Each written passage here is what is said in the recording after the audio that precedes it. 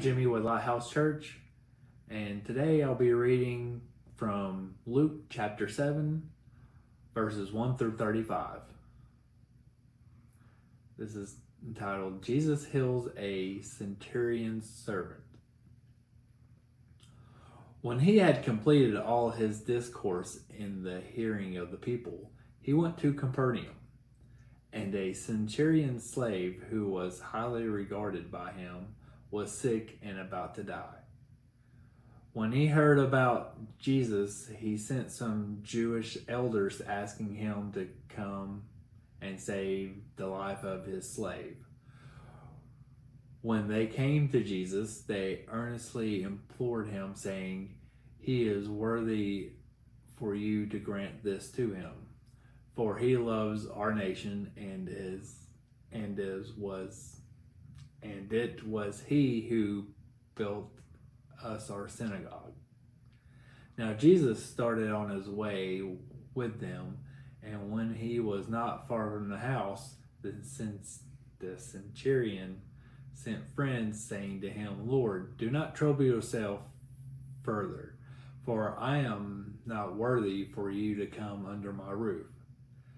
For this reason I do not even consider myself worthy to come to you, but just to say the word, and my servant will be healed. For I also am a man placed under authority with soldiers under me.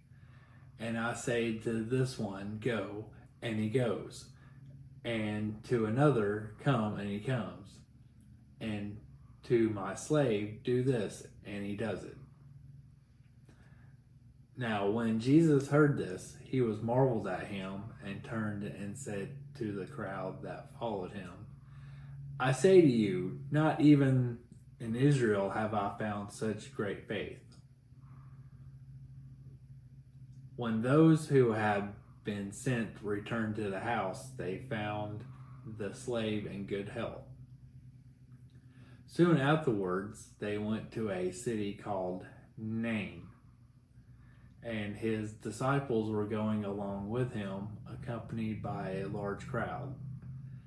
Now, he has approached the gate of the city. A dead man was being carried out, and the only son of his mother, and she was a widow. And a sizable crowd from the city was with her.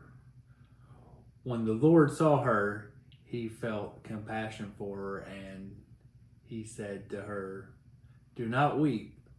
And he came and touched the coffin, and the bearers came to an halt, and he said, "Young man, I say to you, arise." And the dead man sat up and began to speak. And Jesus gave him back to his mother.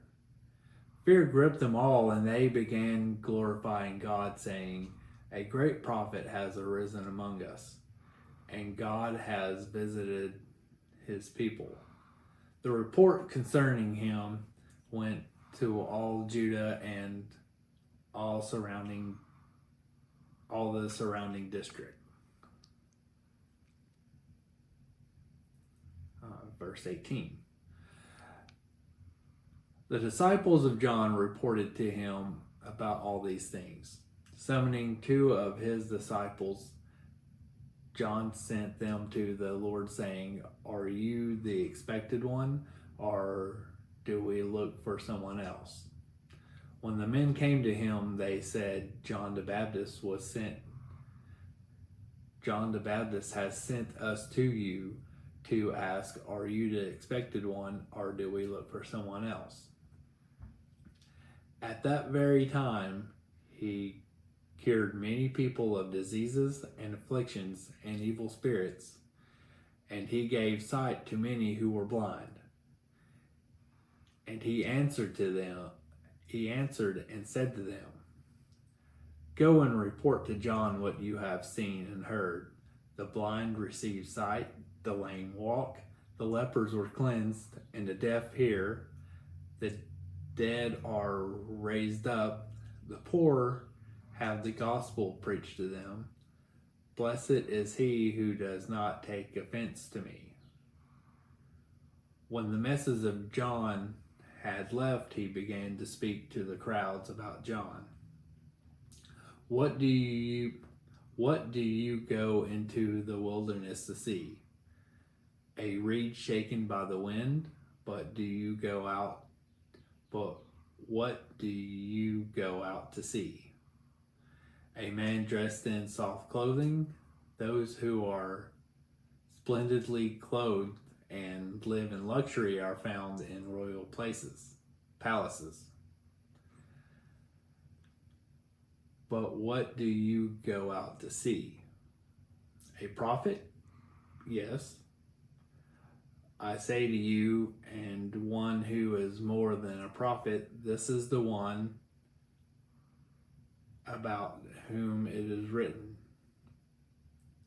behold, I send a messenger ahead of you who will prepare your way before you. I say to you, among those born of women, there is no one greater than John. Yet he who has least in this kingdom of God is greater than he. When all the people and the tax collectors heard this, they acknowledged God's justice, having been baptized with the baptism of John. But the Pharisees and the lawyers rejected God's purpose for themselves, and having them been baptized by John. To what then shall I compare the men of this generation, and what are they like? They are like children who sit in the marketplace and call to one another, and they say, we played the flute for you, and you did not dance. We sang a degree, and you did not weep. For John the Baptist has come eating no bread and drinking no wine, and you say he is a demon. The Son of Man has come eating and drinking, and you say, behold, a gluttonous man and a drunkard, a friend of tax collectors and sinners. Yet wisdom is vindicated by all her children. Thank you, and come tomorrow for more from Gleaning from the Gospels.